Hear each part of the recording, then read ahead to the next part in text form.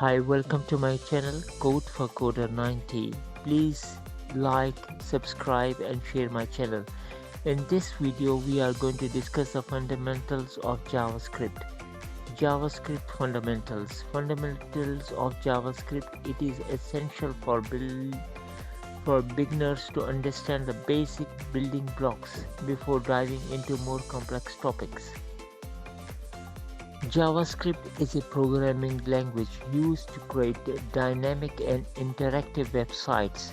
It runs in the browser and it often used alongside HTML and CSS.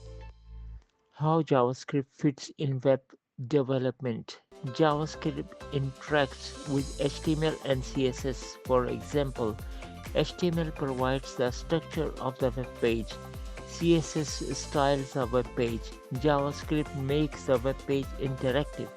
Example, clicking buttons, validation of forms. First step, in order to use the JavaScript, the first step is that we need to create a .html file. We can create a .html file from Visual Studio Code or from the desktop itself, but the extension must be .html. Extension is denoted by dot. We can create a folder here on the desktop. This is how we create a folder. Here I have created a folder with the name practice. We will be using Visual Studio Code.